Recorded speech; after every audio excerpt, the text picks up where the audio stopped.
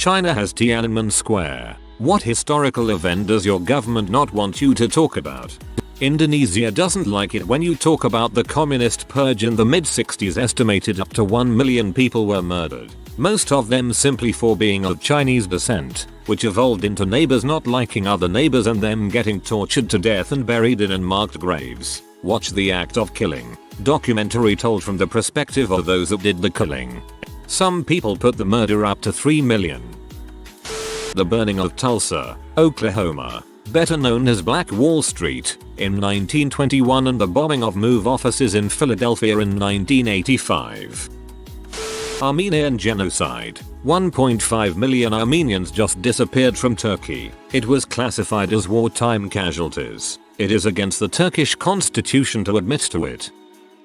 I'm Czech. For us it's probably the expulsion of Germans from the Sudetenlands after World War II. It was done in retaliation to the Nazi rule during the war. A big part of the motivation was that a lot of Sudet Germans were pretty strong Nazi supporters. And secondly, as pure revenge for things like the concentration camps and things like Lidice, a village massacred and burned in retaliation for the assassination of Reinhard Heydrich.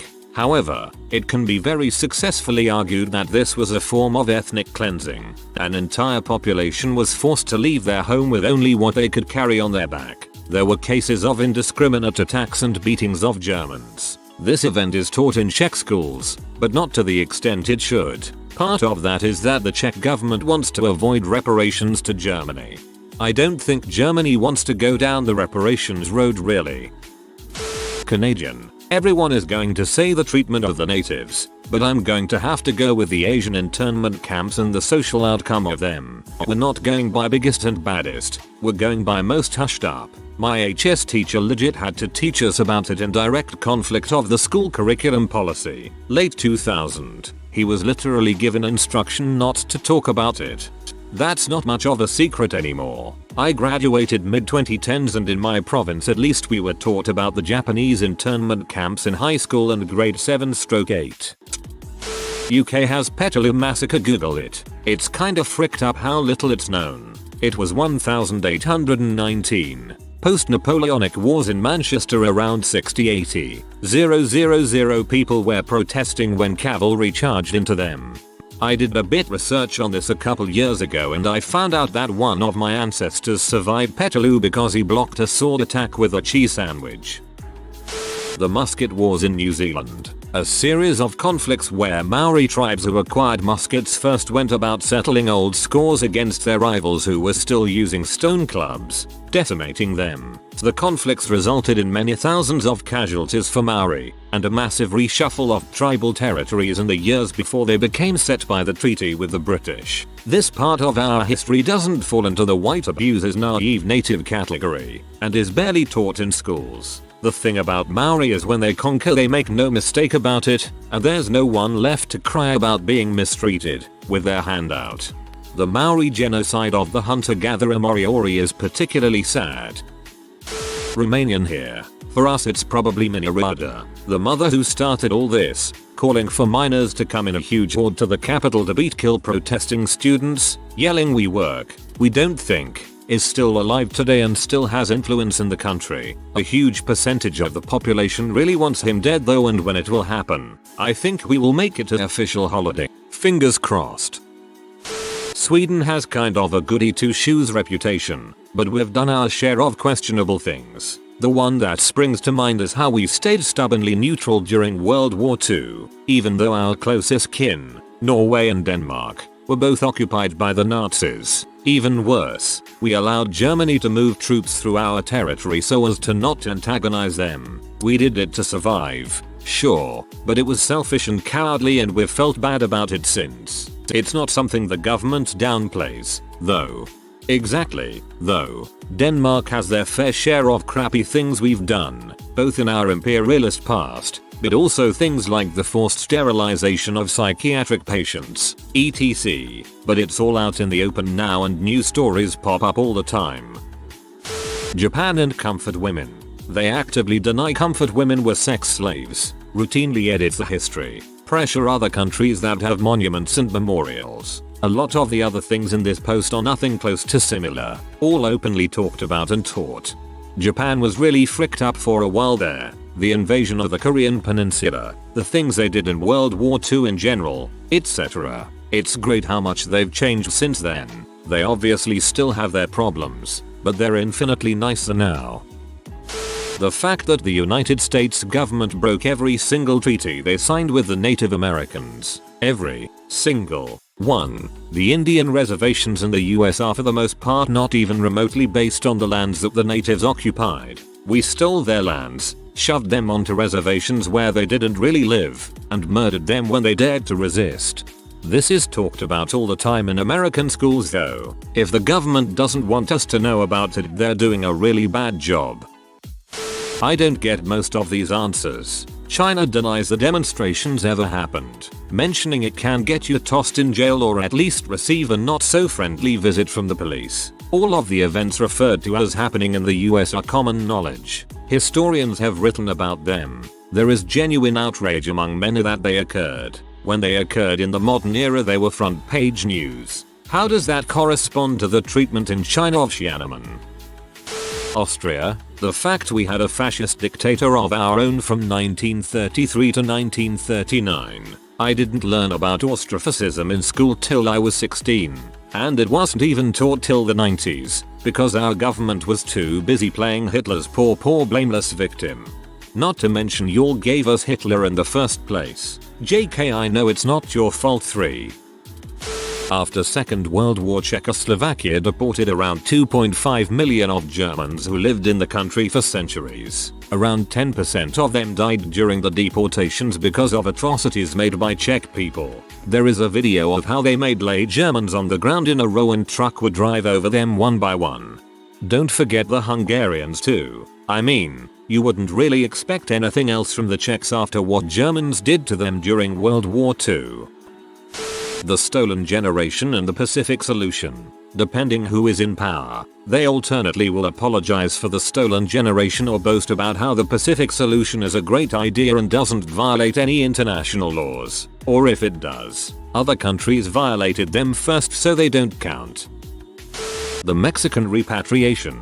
During the Great Depression, the US government deported hundreds of thousands of people they considered Mexican in an effort to stimulate the economy for white people. Most were actually US citizens, and the deportations had no or negative effect on the economy. In the 50s, hundreds of children from Yemeni origin disappeared overnight in Israel. The incidents were never taken care of by the police, and the prevailing theory is that the Yemeni children were kidnapped by the Israeli government. The whole fiasco was hushed by the government for years, and only recently people became more outspoken about it. But the government still refuses to comment about the subject, even though there were leaks that suggest that they did in fact have something to do with the kidnappings. Pretty horrible, huh? The shoulder-to-shoulder walk of Tasmania, bunch of invaders killing every Aboriginal on the island. There was only one survivor, that was a baby hidden in the trunk of a tree. I remember learning about this in year 10 Australian history class and being disgusted. I know it was awful for the Aboriginal population pretty much everywhere in Australia, but Tasmania seemed especially brutal. When our Prime Minister accidentally elbowed a lady in the boob, he apologized for 3 days and all the opposition party members were treating it like a corruption scandal. It's so lame that it's an embarrassment. I hate when people pretend to get horribly offended over something that is clearly an honest accident. Finland essentially fought alongside with the Nazis in WW2, but the really painful thing is, there has been some more research about Finnish people serving in the SS, and there is nothing that can be said to justify that. Many of them committing atrocities along with the rest of the SS. Once war was over, some of the documents detailing these things were burned, but you can't really erase history. Finland also organized concentration camps on the occupied territories. Wikipedia. East Karelian concentration camps. Operation Cold Store in Singapore, essentially the reverse of what happened in Tiananmen. The ruling party at that time commenced investigations on alleged communists. Some of them were tortured, some fled. It was allegedly suspected they exploited this growing communist ideology to consolidate their political power. Since most are politically apathetic, this event does not resurface very often anymore. I wouldn't be surprised if Belgium had something like this, but not in the past 100 years I think. I isn't taught in class anyway. I've got no examples to add, but with a thread like this, it would be really useful if people also said what country they're from and what the event actually was. I'm from North Korea and I've got to say, I'm really glad my government hasn't done anything like what I'm reading on here. The War of Algeria in France, as well as Vichy France. It's only since 2010 that the French government recognizes these two events as part of French history. Before that, the Algerian War was just some protests for the government, and Vichy France wasn't even really acknowledged as a real government. It's not exactly censored. UK doesn't really have the power to censor things the way China does, but you'd be hard pressed to find someone born in the 90s who knows anything about the troubles in Ireland, unless they are themselves Irish or otherwise directly affected. I was in my 20s before I learned about the atrocities committed by the Black and Tan regiments during what was essentially an unofficial civil war between Ireland and the rest of the UK. It's just not taught in schools. Frankly, I don't think Ireland was ever mentioned in my education. The genocide and cultural destruction of Canada's natives and their land, specifically when talking about residential schools and the 60s scoop. I don't know about you, but they aren't really hiding this, or not talking about it.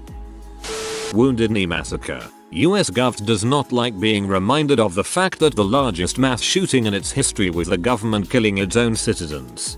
So a few years ago my brother was serving in the exact same army unit, obviously 130 years later, so not the same people, that did the massacre, and there was a guy from the same tribe that got massacred. Yikes. The Area 51 raids we do every year, but we don't remember due to the government having held captive Dr. Doofenshmirtz to create a forgot about detonator.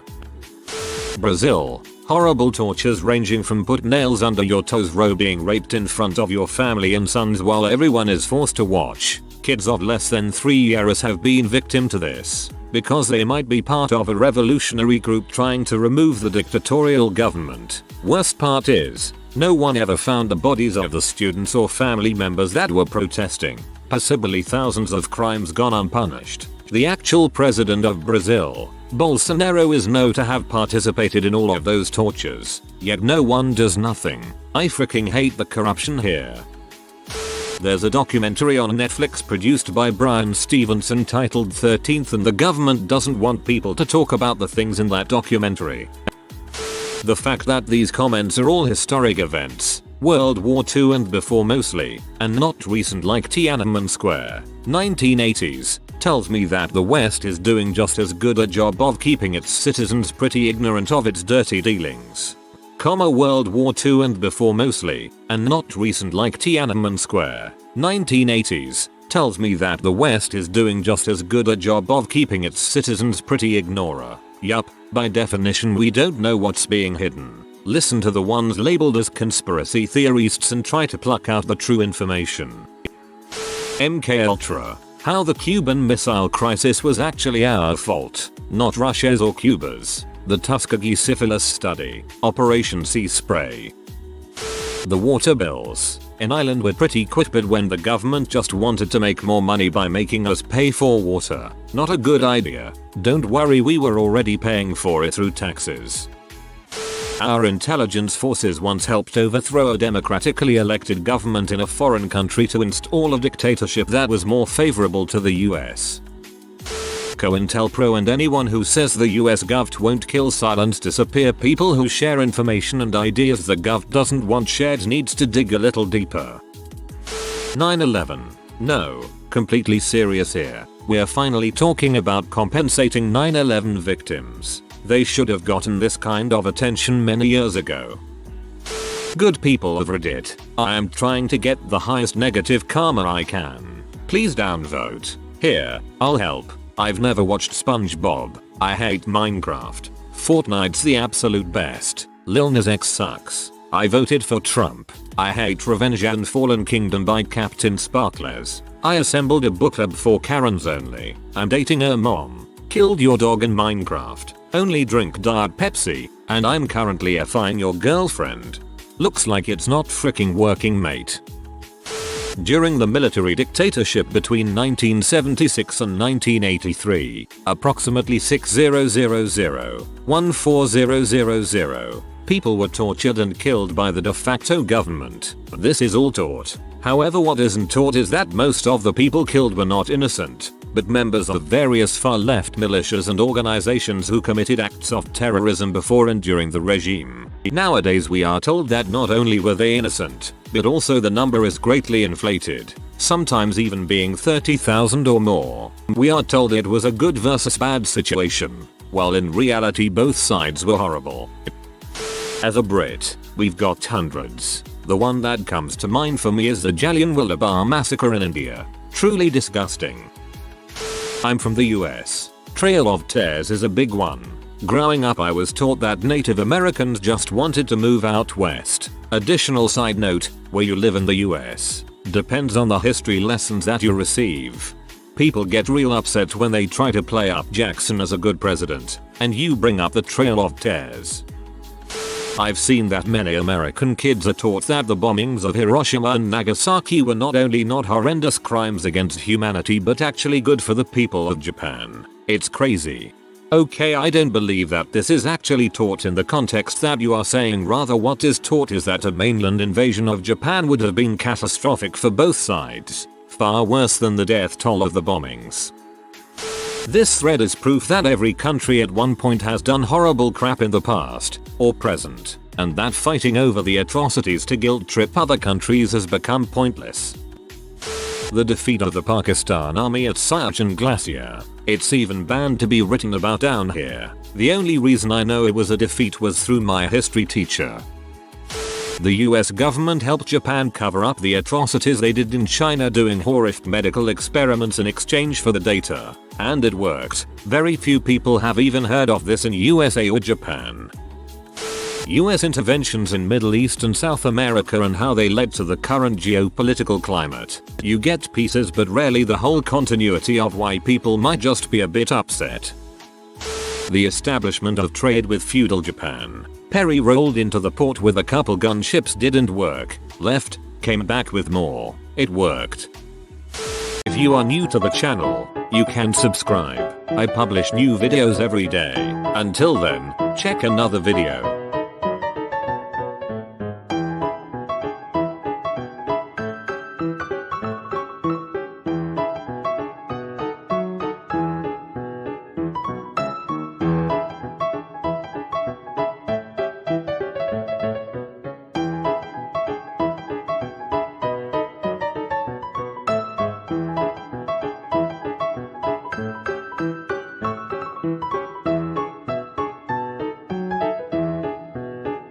Bye for now.